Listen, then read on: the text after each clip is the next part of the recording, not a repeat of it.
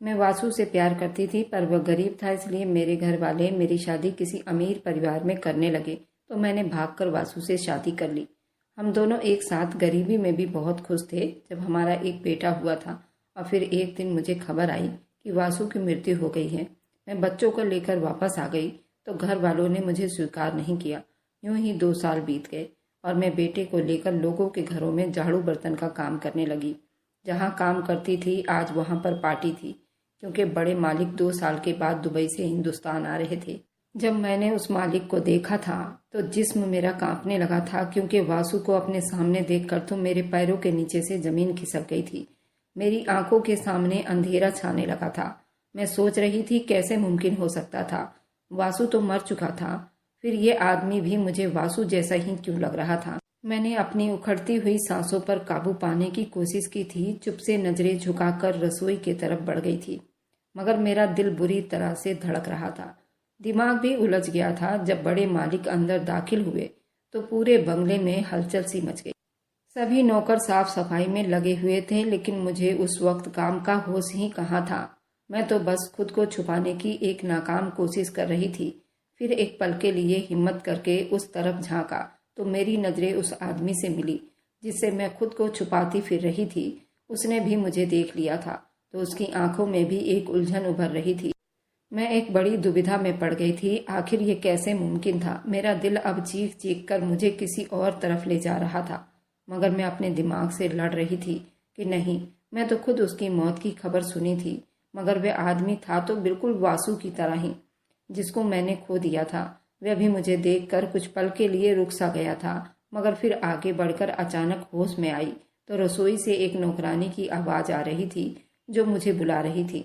मैं हड़बड़ाकर काम में लग गई थी, मगर मेरा दिमाग बार बार उस आदमी के बारे में सोच रहा था। अगर वासु था तो इन 2 सालों में वह कहाँ था? उसने कभी पलटकर मेरी खबर क्यों नहीं ली थी? और अगर वासु नहीं था तो ये कैसे मुमकिन था कि दुनिया में एक ही शक्ल के 2 लोग कैसे हो सकते थे? उसी दुविधा में पड़े पड़े पार्टी शुरू हो गई थी। सब मेहमान खाने में बिजी हो गए थे। मैं चुप से बंगले के एक कोने में खड़ी अपने दिमाग में आई हुई हजारों सोचों को झुठला रही थी। एक मौका मिला तो मैं एक बार फिर उस आदमी को नजर बचाकर देखा तो सच में वो वासु ही था, मगर उसका अंदाज और कपड़ा, बात करने का तरीका थोड़ा अलग था। जब पार्टी खत्म हो गई तो खाने के बाद मैं मेज साफ कर रही थी कि अचानक किसी ने मेरा नाम लेकर बुलाया था। मैंने कांपते हुए हाथों से अपने दुपट्टे को ठीक किया था और दौड़ते दौड़ते धीरे से सर उठाया। वह बिल्कुल मेरे सामने खड़ा था। वही आंखें, वही चेहरा, मगर उसका अंदाज अजनबियों वाला क्यों था? मुझसे पूछने लगा था कि क्या मैं उसको जानती हूँ। उसका सवाल सुनकर मेरा दिमाग सुन्न हो गया था। मैं सोचने लगी थी अगर वासु होता तो वो कभी भी मुझसे ऐसा सवाल न करता, क्योंकि वह तो मुझे जान से भी ज्यादा चाहता था। तब मुझे यकीन हो गया था वह सब मेरा वहम ही था। वह मेरा वासु तो नहीं हो सकता था। क्या तुम्हारा नाम गायत्री है? जब उसने मुझसे ये सवाल पूछा तो मेरे दिल की धड़कनें रुकने लगी थी। ये कैसा मजाक था? या मेरी आंखें धोखा खा रही थी? या किस्मत मेरे साथ कुछ खेल खेल रही थी? मैं तो कुछ भी बोलने के लायक नहीं थी। मैंने बहुत मुश्किलों से हाँ में सिर हिलाया था और तब मैंने भी उससे पूछ लिया था क्या उसका नाम वासु था। मेरी बात सुनकर उसने मुझे बड़ी अजीब नजरों से देखा था। मुझसे कहने लगा था मेरा नाम वासु नहीं बल्कि जतिन है। उसके शब्द में इतनी अजनबीपन भरी हुई थी कि मैं डर गई थी। उसने भी शायद मेरी बेबसी को महसूस कर लिया था। मुझसे पूछने लगा था तुम मुझे बहुत देर से देख रही थी, इसलिए मैंने तुमसे पूछ लिया क्या तुम मुझे जानती हो या कोई काम है जो मुझे देख रही थी? मैंने खुद पर काबू पाया था और नामे सिर हिला दिया था और उससे माफी मांगकर मैं वहां से भागकर आई थी। उस रात मैं सो ना सकी थी। दिल में हजारों सवाल जन्म ले रहे थे। अगर वासु नहीं था तो मुझे बेचैन क्यों कर गया था? और अगर वासु था तो मुझे पहचान क्यों नहीं रहा था? अगले दिन जब मैं काम पर गई तो मैं मालिक के दूसरे नौकरों से जतिन के बारे में पूछा था, क्योंकि मुझे अभी तक तसल्ली नहीं हुई थी। फिर मुझे मालूम हुआ था सच में दुबई में ही रहता है और 2 साल के बाद हिंदुस्तान आया था, और उसका तो दूर दूर तक कोई रिश्तेदार भी वासु नाम का नहीं था। मैंने खुद को एक बार फिर से तसल्ली दी थी। ये मेरा वहम था, मगर फिर दिल नहीं माना था।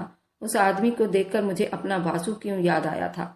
कुछ ही दिन बीते थे जब उस आदमी ने मुझे बुलाया और मुझसे कहने लगा मुझे तुमसे कुछ पूछना था। तुमने उस दिन मुझे क्यों कहा था कि मेरा नाम वासु तो नहीं? मैंने उसको सच बताने का फैसला कर लिया था। क्योंकि करार तो मेरे दिल को भी नहीं हो रहा था। मैंने उसे अपनी पूरी कहानी सुनाई थी। जब मैं चुप हो गई तो वह काफ़ी देर तक मुझे देखता रहा। मैं डर गई थी कहीं वो मेरी कहानी सुनकर गुस्सा तो नहीं हो गया। कहाँ वह इतना अमीर आदमी था और कहाँ मैं, एक मामूली नौकरानी, उसको अपना महबूब समझकर धोखे खा बैठी थी। मगर उस दिन उसके मुंह से सच्चाई सुनकर मेरे पैरों तले से जमीन निकल गई थी। ये था कहानी का शीर्षक। अब सुनिए मेरी पूरी कहानी। मेरी जुबानी। मेरा नाम गायत्री है और मैं ओखला में रहती थी। मेरा संबंध एक खाते पीते ऊंचे परिवार से था। मेरे पापा का अपना बर्तनों का बिजनेस था, जिसकी वजह से घर में दौलत की रेल पेल थी। मेरी माँ भी एक सोशल वर्कर थी और एक एनजीओ चला रही थी। हम 2 बहनें थी और मैं सबसे बड़ी थी। मुझसे छोटी मेरी एक और बहन थी।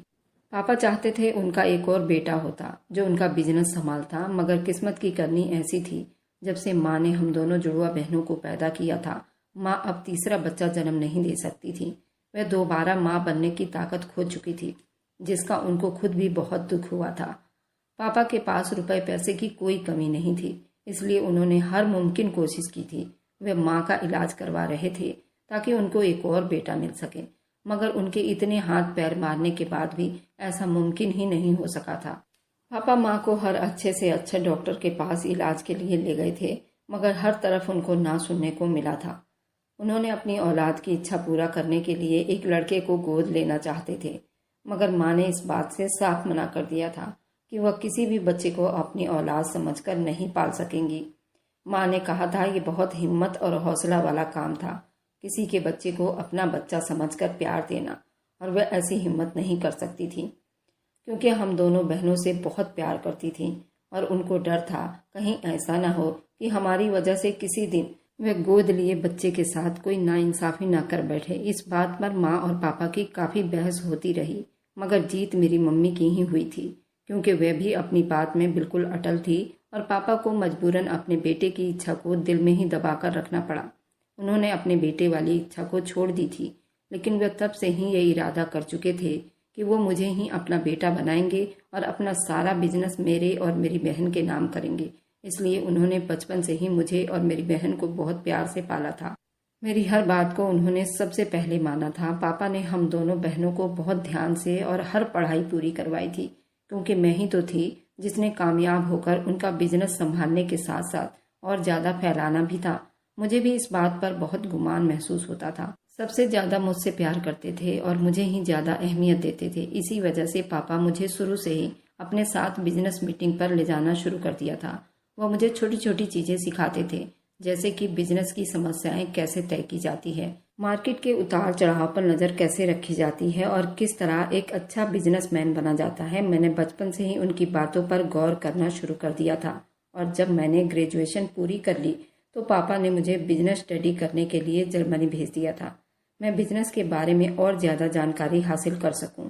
माँ तब पहली बार पापा से कहने लगी थी कि उन्होंने मुझे कुछ ज़्यादा ही सर पर चढ़ा लिया था, क्योंकि वो मेरी जिद और हर इच्छा पूरी कर देते थे।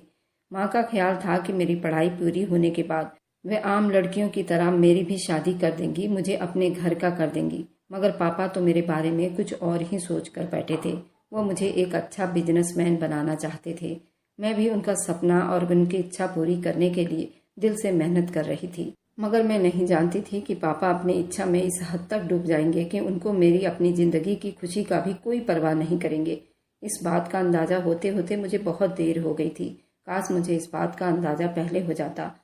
पापा को सिर्फ और सिर्फ अपने बिजनेस से ही मतलब था, और अपने बिजनेस के सामने उनको अपनी सबसे लाडली बेटी की खुशी भी नजर नहीं आ रही थी। माँ ने पापा को बहुत बार कहा था कि वो मुझे अपने साथ बिजनेस में इस हद तक ना घसीटे कि मैं भी जिंदगी को सही तरीके से जीना ही भूल जाऊं। मगर पापा ने माँ को साफ साफ कह दिया था, अगर उन्होंने पापा को एक बेटी की खुशी नहीं दी है तो फिर एक बेटी को तो अपने बुढ़ापे के लिए तैयार कर रहे थे। वे अपना सारा कारोबार गायत्री को समझा चुके थे। गायत्री बेटी नहीं बेटा थी। वह बिजनेस के मामलों में पापा से 2 कदम आगे निकल गई थी। और फिर मेरी माँ धीरे धीरे सब्र कर बैठी थी। उन्हें बहुत बुरा महसूस हुआ था, मगर वह कुछ नहीं कर सकती थी, इसलिए उन्होंने पापा को उनके हाल पर छोड़ दिया था। पापा बहुत ज़्यादा एक्साइटेड थे। वह मुझे जर्मनी भेज रहे थे और जर्मनी से वापस आने के बाद उनका सारा बिजनेस मैं ही संभालने वाली थी। मगर उस वक्त कोई भी नहीं जानता था जर्मनी जाने के बाद न सिर्फ मेरी बल्कि हम सब की जिंदगी बदल कर रह जाने वाली थी। जब पापा ने मुझे जर्मनी भेज दिया तो मैं जर्मनी के रंगरलियों में एकदम से गुम हो गई थी। मुझे महसूस होने लगा था मैं सिर्फ बिजनेस में ही गुम होकर रह गई थी और बाकी जिंदगी जीना जैसे भूल चुकी थी। मगर मुझे बहुत जल्द याद आ गया था कि पापा ने मुझे जर्मनी सिर्फ और सिर्फ कुछ वक्त के लिए ही तो भेजा था और उसके बाद वापस आकर मुझे सारा बिजनेस संभालना था। मैंने जर्मनी में जितना भी टाइम बिताया था मैं सिर्फ ये चाहती थी उस वक्त को भरपूर तरीके से एंजॉय कर सकूं। और तभी मेरी मुलाकात वासु से हुई थी। वह अभी बिजनेस के बारे में ही जर्मनी आया हुआ था और जर्मनी से वापस आकर अपना बिजनेस शुरू करना चाहता था। वासु और मुझ में सिर्फ एक बात का फर्क था, वह भी अपना बिजनेस शुरू करने वाला था, जबकि मैं अपने पापा के बिजनेस को और ज़्यादा बढ़ाना और फैलाना चाहती थी। मेरी और वासु की मुलाकात एक बिजनेस मीटिंग में हुई थी और मुझे उसकी बातों से उसके हकीकत का अंदाजा लग चुका था। उसके अलावा भी वह एक सुलझा हुआ और दिमागदार लड़का था। मुझे शुरू से ही अच्छी चीज़ों की और अच्छे इंसानों की पहचान थी, इसलिए मैं जान गई थी कि वासु का मेरे लिए चुनाव बहुत अच्छा था। और धीरे धीरे हम दोनों बिजनेस मीटिंग के बाद एक दूसरे से मिलने लगे थे।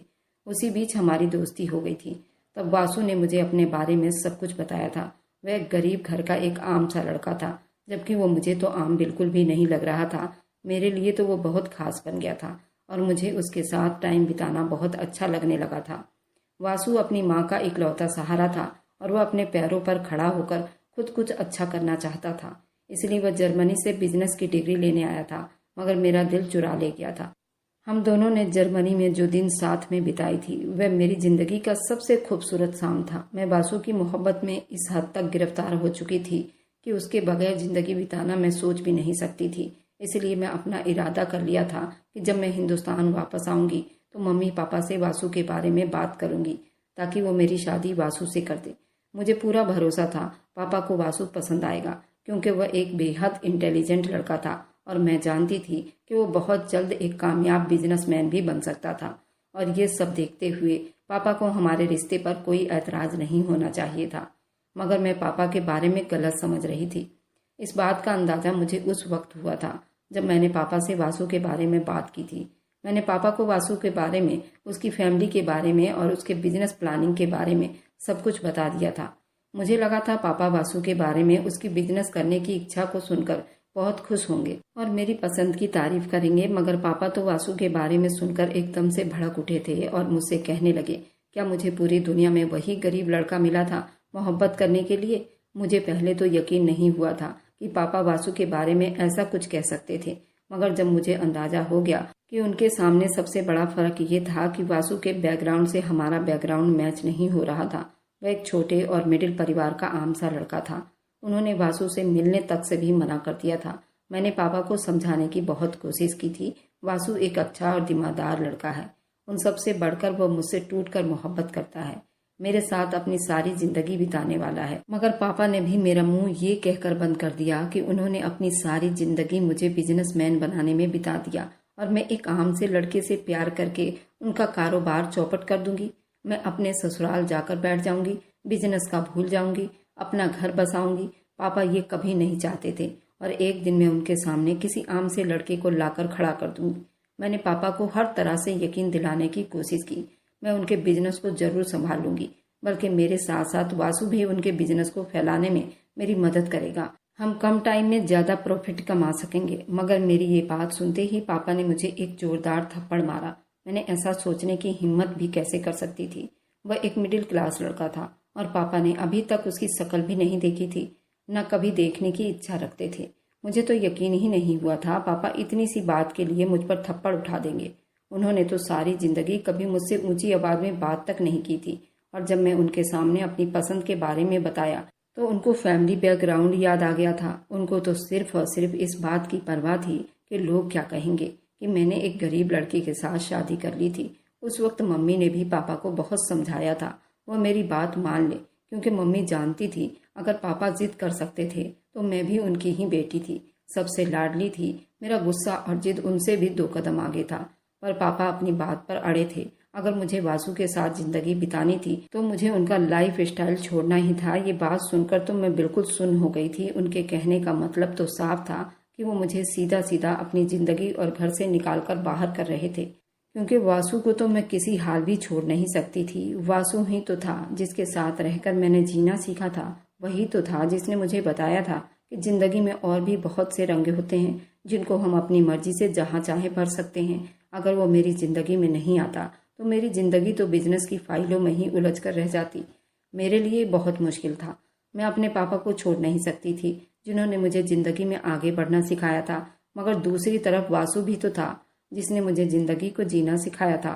मैंने उस वक्त अपनी जिंदगी का सबसे मुश्किल फैसला किया था और वह था वासु के साथ रंगों भरी जिंदगी को जीना। पापा ने मुझे बहुत धमकाया था। वासु मुझे जिंदगी के वो ऐश आराम नहीं दे सकता था जो पापा मुझे देते आए थे, मगर मैं उन ऐशो आराम की कोई परवाह नहीं कर रही थी जिसमें जिंदगी का कोई मजा ही नहीं था। पापा के घर में जरूर मुझे हर ऐशो आराम और सुविधा मिल रही थी, मगर जो मुझे वासु के साथ जर्मनी में रहकर जिंदगी बिताने में मजा आया था उन ऐशो आराम से कहीं ज्यादा अच्छा था। उन्होंने मुझे रोकने की बहुत कोशिश की थी, मगर पापा को उस वक्त सिर्फ और सिर्फ लोगों की परवाह थी कि लोग उनको तरह तरह की बातें सुनाएंगे। उनकी बेटी किस तरह गरीब घर के लड़के को इतने बड़े अमीर फैमिली का दामाद बना लिया। पापा ने मुझे मेरी छोटी बहन को लेकर भी बहुत धमकी दी थी कि अगर मैं ही बगावत पर उतर जाऊंगी तो तुम्हारी छोटी बहन के ऊपर क्या असर पड़ेगा, वो भी तो किसी ऐरे गैरों को लाकर खड़ा कर देगी। मगर मैं जानती थी मेरी छोटी बहन के अंदर इतनी हिम्मत और ताकत नहीं थी कि वह पापा की मर्जी के बगैर अपनी जिंदगी का कोई फैसला नहीं कर सकती थी। वह तो सिर्फ मैं ही थी जिसके शौक, जिसकी पसंद सबसे ज्यादा निराली थी। वासु ने भी मुझे समझाने की बहुत कोशिश की थी कि मैं उसके लिए अपने माँ बाप को ना छोड़ूं और उनकी पसंद के हिसाब से जहाँ वो कहते हैं वहीं पर शादी कर लूं, मगर मैं वासु के बगैर जिंदा नहीं रह सकती थी। मैं तो उसे बेहद मोहब्बत करती थी, इसलिए मैंने वासु के लिए अपने मम्मी पापा का घर छोड़ दिया था जिसमें मैंने अपनी सारी जिंदगी पापा की इच्छा को पूरा करने के लिए बिताई थी। पापा का बड़ा सा घर छोड़ते हुए मुझे दुख जरूर हो रहा था, मगर मेरे दिल में कहीं ना कहीं ये उम्मीद बाकी थी कि एक न एक दिन जब वासु कामयाब बिजनेसमैन बन जाएगा तो पापा मुझे जरूर माफ कर देंगे और मेरे साथ साथ वासु को भी अपना लेंगे। मैंने दोबारा से अपने उस घर में वासु के साथ वापस आ जाऊंगी, मगर ये मेरी बहुत बड़ी गलतफहमी थी। मैं नहीं जानती थी कि आगे मेरे साथ जिंदगी में और क्या होने वाला था। मैंने वासु के साथ शादी कर ली। उसके छोटे से घर में आ गई थी जहाँ पर उसकी बूढ़ी माँ अकेली रहती थी। वासु उनका बस एक ही सहारा था। वासु की माँ आंखों से अंधी थी, पर वह वासु को बहुत चाहती थी। जब उसकी बूढ़ी माँ को पता चला कि वासु ने अपने पसंद की लड़की से शादी की है तो वो बहुत खुश हो गई। मैंने अपने माँ बाप की मर्जी के बगैर जाकर अपनी जिंदगी का फैसला किया था और फिर भी मेरी सास ने मुझे अपनी बेटी की तरह स्वीकार किया था। मेरी सास मुझे पूरा आराम देने की कोशिश करती थी क्योंकि मैं इतने बड़े बिजनेसमैन की बेटी थी और खुद भी पढ़ी लिखी थी। वासु की माँ एक विधवा औरत थी और वासु भी जानता था। उस बूढ़ी औरत को वासु अनाथ आश्रम में ही मिला था। वह बूढ़ी औरत जब अनाथ आश्रम के काम से कहीं बाहर गई थी तब वासु को उस बूढ़ी औरत के पास कोई छोड़ गया था। वह अपनी आंखों से तो देख नहीं सकती थी, लेकिन उस बच्चे को पालकर खुश हो गई थी। तब से ही वासु की देखभाल करने लगी, वासु के लिए जीने लगी। मैंने अपने पापा का घर छोड़ने के बाद वासु के साथ मिलकर बहुत बड़ा बिजनेस संभालने का सपना देख रही थी, मगर मैं ये भूल गई थी कि उस वक्त मेरे पापा इस शहर के जाने माने बिजनेसमैन थे और अपनी जीत के लिए कुछ भी कर सकते थे। शुरू के कुछ दिन मेरे और वासु के बहुत अच्छे बीते थे। हम दोनों सारी दुनिया को भुलाकर एक दूसरे में मगन हो गए थे। हमें लगता था जैसे हम दोनों मिलकर सारी दुनिया को जीत लेंगे। मैं जानती थी वासु एक बहुत समझदार लड़का था। अपनी मेहनत से वह जल्द एक बहुत बड़ा बिजनेसमैन बन सकता था। मुझे लगता था कि थोड़े से इंतजार के बाद मैं सारे ऐशो आराम को दोबारा से हासिल कर सकती थी जो कि मुझे अपने पापा के घर में मिल रही थी। इसलिए मैंने हर कदम पर वासु का साथ दिया था। वासु को एक बिजनेस शुरू करने के लिए किसी के साथ की बहुत अच्छी पार्टनरशिप चाहिए थी और जर्मनी से पहले वो बहुत से बिजनेसमैन के साथ इस बारे में बात करके गया था। बहुत से लोग उसके साथ पार्टनरशिप करने के लिए तैयार भी थे। जब वासु ने बिजनेस के लिए घर से कदम निकाला तो हर एक ने उसको मना कर दिया था। हमें समझ नहीं आ रहा था आखिर ऐसा क्यों हुआ था। पहले तो सभी उसके साथ बिजनेस करना चाहते थे, फिर सबने एकदम से मना क्यों कर दिया था। और फिर मुझे इस बात की समझ आ गई थी, ये सब मेरे पापा का ही किया धरा है। उन्होंने हर एक बिजनेसमैन को सख्ती से मना कर दिया था, कोई भी वासु के साथ कारोबार नहीं करेगा, क्योंकि वो मुझे दुख देना चाहते थे कि वासु एक गरीब लड़का था और वह अपनी जिंदगी में कुछ भी नहीं कर सकता था। वह सब कुछ इसलिए कर रहे थे ताकि वासु मुझे कोई ऐसा सुख सुविधा न दे सके जिनकी मेरी आदत बन चुकी थी। जब वासु मेरी ज़रूरत को पूरी नहीं कर सकेगा तो मैं खुद ही वासु को छोड़कर उनके पास चली जाती और उनके सामने इस बात का इकरार कर लेती कि उनकी बात ना मानकर मैंने जो फैसला किया था वो मेरी ज़िंदगी का सबसे गलत फैसला था। मुझे अपनी गलती का एहसास था जो मैं उनके पास वापस चली गई थी। मुझे पापा की हर चाल बहुत आसानी से समझ आ गई थी, क्योंकि मैंने खुद भी कोशिश की थी कि मुझे कहीं पर छोटी मोटी नौकरी मिल जाती जिससे मेरा घर का गुजारा हो सकता था। लेकिन कोशिश के बावजूद भी मुझे कहीं नौकरी नहीं मिल रही थी। मैं जिस भी जगह पर जाती हर कोई मुझे मना कर देता। मैं हैरान थी। मैं तो सब कुछ जानती थी। मेरे पापा से भला कौन अनजान था। उसके बावजूद भी कोई मुझे काम देने को तैयार नहीं था। मैंने बड़ी बड़ी कंपनियों को छोड़कर छोटी छोटी कंपनियों में नौकरी तलाश करनी शुरू कर दी थी और वासु को भी कहा था कि बिजनेस के सपने देखना छोड़ दो और कोई दूसरा काम करते हैं। फिलहाल बिजनेस करने का इरादा बदल देते हैं और कोई छोटा मोटा काम कर लेते हैं जिससे हम अपने घर का गुजारा तो कर सकेंगे। मगर लाख कोशिश के बावजूद भी हमें कोई काम नहीं मिला था और मुझे तो पापा पर बहुत गुस्सा आ रहा था। आखिर जब उन्होंने मुझे अपनी ज़िंदगी से और अपने घर से निकाल दिया था तो मेरी ज़िंदगी में इतना दखल क्यों दे रहे थे? जब वो मेरे साथ हर तरह का संबंध खत्म कर चुके थे तो फिर मुझे अपनी ज़िंदगी सुकून से जीने क्यों नहीं दे रहे थे? मगर मैं वासु के साथ फिर भी खुश थी, क्योंकि उसने कभी मुझे मेरे पापा को लेकर कोई ताना नहीं दिया था। लेकिन मैं वासु के प्यार में पड़कर बहुत बड़ी गलती कर रही थी। मैं सिर्फ पापा को ही उसकी जिम्मेदार मानती थी, लेकिन मैंने जाने अनजाने में बहुत बड़ी गलती कर रही थी। मेरे पापा ने आज तक वासु को देखा ही नहीं था, तो फिर क्यों वासु से इतनी नफरत थी? और फिर मैं वासु के प्यार में इस तरह अंधी कि मुझे सिर्फ पापा की ही गलती नजर आ रही थी और आसपास कुछ भी देखना नहीं चाहती थी कि एक दिन मेरे सर पर वो धमाका हुआ जिसका मैंने कभी सपने में भी नहीं सोचा था।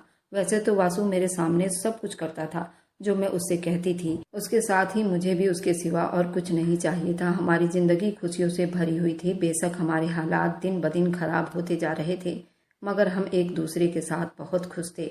इतना कमा लेते थे कि 2 टाइम की रोटी खा सकते थे।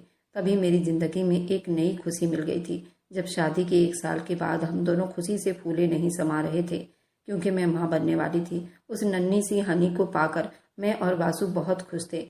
हम बेशक गरीबी में जिंदगी बिता रहे थे, मगर हम दोनों हर हाल में खुश थे, क्योंकि हम दोनों एक दूसरे को टूट कर चाहते थे। ये सिर्फ मेरे अंदर की मोहब्बत थी जो मुझे लगता था, मुझे यकीन था कि एक न एक दिन हम दोनों पापा को मना ही लेंगे। आखिर में उनकी लाडली बेटी थी। वे कब तक मुझ पर इतना जुल्म ढा सकते थे? एक न एक दिन वह मुझे बेबस देखकर मान ही जाते, मुझे और वासु को स्वीकार कर लेते। जब हनी कुछ बड़ा हुआ तब मेरी जिंदगी में एक नया तूफान आ गया था। उसके बारे में मैंने कभी सोचा ही नहीं था। मैं तो अपनी जिंदगी को पहले से ठीक करने के सपने देख रही थी, मगर मैं ये नहीं जानती थी मेरी जिंदगी मेरे हिसाब से चलना भूल चुकी है और अब मुझे एक नई परीक्षा में डालने वाली थी। उस दिन मैं किचन में खाने की तैयारी में बिजी थी जब मुझे खबर मिली थी कि वासु का बहुत बड़ा एक्सीडेंट हुआ है। मैं ये खबर सुनकर जैसे मौत के करीब आ गई थी, लेकिन जैसे ही मेरी सास को वासु के मौत की खबर मिली तो वह उस सदमे को बर्दाश्त नहीं कर पाई और वो मरते मरते एक ऐसी बात कह गई जिसे मेरे पैरों तले से जमीन निकल गई थी। वह कहने लगी, वासु, मुझ अंधी के साथ तुम धोखा कर सकते हो, लेकिन अपने बच्चे और बीवी को कभी अकेला मत छोड़ना। और ये कहते ही उन्होंने दम तोड़ दिया था। अब मुझे वासु की हकीकत कौन बताता? मैं तो इतना जानती थी कि वासु की माँ ने वासु को पाला था, वासु को जन्म नहीं दिया था। लेकिन जिस आदमी ने उसकी मौत की खबर दी थी वह आदमी हॉस्पिटल में था और जब मैं वहां पहुंची तो वह अपनी आखिरी सांसें ले रहा था। लेकिन मैं उससे हकीकत ना पूछ पाई। वह जिंदगी की बाजी हार गया था। सिर्फ मुझे अधूरी बात मालूम थी कि वासु की मौत हो गई है, लेकिन ना ही मैंने वासु की लाश देखी थी और न ही एक्सीडेंट। वासु की मौत एक पहेली बन गई और मेरी जिंदगी एक नरक बन गई, क्योंकि मैं अब अपने पापा के घर भी नहीं जा सकती थी। वासु की बूढ़ी माँ भी खत्म हो गई थी। मुझे हकीकत कौन बताता? अपनी बेबसी देखकर मेरा दिल चाहता था कि मैं खुद को खत्म कर लूंगी, मगर मुझे नन्ही हनी के लिए जिंदा रहना था। वही था जो मेरे पास वासु की निशानी के तौर पर रह गया था। मैंने बहुत हिम्मत की थी, कुछ काम देखने निकल पड़ी थी, लेकिन मुझे कहीं काम नहीं मिला। मैं खूब चीख चीख कर रो रही थी। अगर वासु की मौत हुई थी तो मैं उसको आखिरी बार भी ना देख सकी थी। मेरी सारी दुनिया एक झटके में अंधेरे में चली गई थी और मैं दर दर की ठोकरें खाने पर आ गई थी। मैं अपने पापा के घर भी नहीं जा सकती थी, क्योंकि उन्होंने कहा था, तुम मेरे लिए मर चुकी हो, तो भला अब मेरे और मेरे बेटे को वह कैसे स्वीकार करते। लेकिन ये मेरी सबसे बड़ी भूल थी। मैं अपने ख्यालों में ही पापा को बुरा बना रही थी। कभी सामने से जाकर पापा को अपने बारे में कुछ नहीं बताया। और मैं खुद ही अपनी ज़िंदगी बिताने पर मजबूर हो गई। और फिर मैंने एक दिन एक बंगले में काम ढूंढ लिया जहाँ मेरा बेटा और मैं सुरक्षित थे, क्योंकि उस बंगले में नौकरों के लिए भी क्वार्टर था। मैं काम करती रही, अपने बच्चों को भी देखती रही। मुझे बहुत बुरा लगता था, क्योंकि ऐसे बंगले में खुद रहकर आई थी। नौकर चाकर मेरे आगे पीछे घूमते थे और आज एक आम सी नौकरानी बनकर ऐसे बंगले में काम कर रही थी। पर मैं क्या कर सकती थी? ये सारा कुछ मैंने खुद अपने हाथों से चुना था।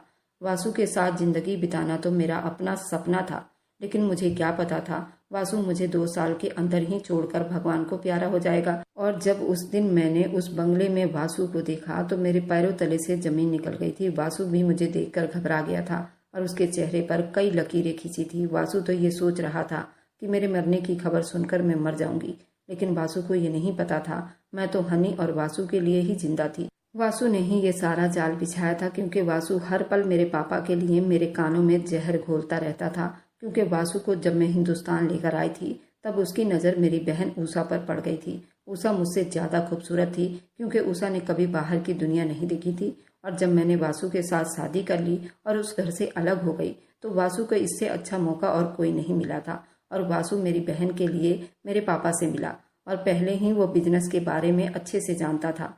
पापा से डील करने में उसे जरा भी कोई परेशानी नहीं हुई और पापा का वो दायां हाथ बन गया। और घर पर मुझे जाकर बताता था कि पापा ने हर उस बिजनेसमैन से मना कर दिया है उसे नौकरी देने के लिए, लेकिन वह झूठ कह रहा था। उसे तो सिर्फ मेरी बहन से मोहब्बत हो गई थी। और मेरे पापा का इतना बड़ा बिजनेस और कारोबार देखकर उसके मन में लालच आ गया था, और सबसे पहले वो मुझे तोड़ देना चाहता था, क्योंकि मैं बिजनेस के बारे में काफ़ी अच्छे से जानती थी। और उसने बड़ी आसानी से मेरे पापा से मुझे अलग कर दिया और मेरी बहन के साथ शादी की और मेरे पापा का पूरा बिजनेस संभालने लगा, क्योंकि मेरे पापा ने सिर्फ उसके गरीब होने की वजह से उसे रिजेक्ट कर दिया था और उसको देखा तक नहीं था। इसी बात का फायदा वासु ने उठाया था और हम दोनों बहनों के साथ ही उसने ब्याह रचा लिया था। और जब उस दिन मैंने वासु के साथ अपनी बहन को उस बंगले पर देखा तो मेरे पैरों तले से जमीन निकल गई थी। ऊषा ने भी मुझे उस बंगले में देख लिया था, लेकिन झूठ चाहे जितना भी छुपा लो वह छुप नहीं सकती। सच्चाई एक दिन सामने आ ही जाती है। वासु की भी सच्चाई सामने आ गई थी। ऊषा ने मुझे और मेरे बेटे को देखकर गले से लगा लिया था। ऊषा ने वासु से डिवोर्स लेने की ठान ली थी। और तब उस दिन मैंने उस बूढ़ी औरत की आखिरी बातें सुनी थी। उसने कहा था कि तुम अपने बीवी और बच्चों को धोखा नहीं दे सकते, यानी कि वह सब कुछ जानती थी। वासु के मौत की खबर सुनकर ही वह मर गई थी, लेकिन आज सच्चाई हम सबके सामने आ गई थी। मेरे पापा भी मुझे अपने सीने से लगाकर रो पड़े थे। उन्होंने वासु को कड़ी से कड़ी सजा दिलवाने की ठानी और मुझसे बहुत नाराज थे। उन्होंने कहा कि जो भी कुछ वासु तुमसे कहता रहा तुम उसे मानती रही, कभी एक बार पलटकर मेरे पास नहीं आई और ना ही उस घर तक आई। मैं तो सोचा तुम बहुत खुश होगी, लेकिन तुम्हारी इतनी बुरी हालत देखकर हम सबकी जान निकल रही है। वासु को कभी माफ़ी नहीं मिल सकती। मेरी इस कहानी सुनाने का मकसद एक ही था, अगर आप किसी से मोहब्बत करें तो उसके हर बुरी आदत पर भी गौर करें और आंख बंद करके उस पर इतना विश्वास ना करें कि तुम्हें अपने जन्म दिए हुए लोगों पर ही शक हो जाए। हर इंसान का एक नेगेटिव पहलू जरूर होता है। मेरे पापा को गरीब लोगों से दिक्कत थी, जिसकी वजह से इतनी बड़ी साजिश में वासु कामयाब हो गया था। अगर गायत्री को पापा ने मना किया था तो गायत्री को भी गंभीरता से अपने पापा के सामने वासु को लाना था और बैठकर सारी बातें करनी थी। उस लड़के को भी दिखाना था। गायत्री की मोहब्बत और उसके पापा की ईगो ने उसे इस मुकाम तक पहुंचा दिया था। वासु अपने दोनों पत्नियों को तलाक नहीं देना चाहता था, लेकिन ऊषा और गायत्री दोनों ही अपने अपने पति से तलाक लेना चाहती हैं। और ऊषा ने भी एक बेटी को जन्म दिया था, इधर गायत्री ने भी एक बेटे को जन्म दिया था। वासु के 2 बच्चे थे, एक बेटा और एक बेटी। वासु अपने बच्चे और पत्नी को नहीं खोना चाहता था। वह अपनी गलतियों की माफी दोनों से मांगना चाहता है। मैं आप लोगों से पूछती हूँ, क्या हमें वासु से डिवोर्स ले लेना चाहिए या नहीं? कोर्ट में हम दोनों बहनों ने वासु के तलाक की अर्जी लगा रखी है। वासु पापा के बिजनेस से पापा से 4 गुना ज्यादा ताकतवर हो गया है और उसके पास पैसों की कोई कमी नहीं है। उसने भी अच्छे से अच्छा वकील किया है। अब आप लोग हमारी मदद कर सकते हैं। क्या हमें वासु को छोड़ देना चाहिए या नहीं? और मेरी वीडियो आप लोग जहाँ कहीं से भी देखते हैं, कमेंट में अपने शहर और राज्य का नाम जरूर बताइए। मुझे आप लोगों के कमेंट पढ़ने में बहुत आनंद आता है और उन सभी का मैं बहुत बहुत धन्यवाद करना चाहती हूँ जो लोग मेरी वीडियो को देखते हैं, लाइक करते हैं और शेयर करते हैं। अगर आपको आज की कहानी पसंद आई है तो वीडियो को जरूर लाइक कीजिएगा और अपने दोस्तों के साथ शेयर भी कीजिएगा। और हाँ, अगर आपने अभी तक हमारे चैनल को सब्सक्राइब नहीं किया है तो जरूर सब्सक्राइब कर लें। मिलते हैं हम अपनी कल की एक और नई दिलचस्प कहानी के साथ। मुझ पर सदा अपना प्यार और स्नेह बनाए रखें। सभी को मेरा प्यार भरा नमस्कार दोस्तों। खुश रहें, स्वस्थ रहें, मस्त रहें।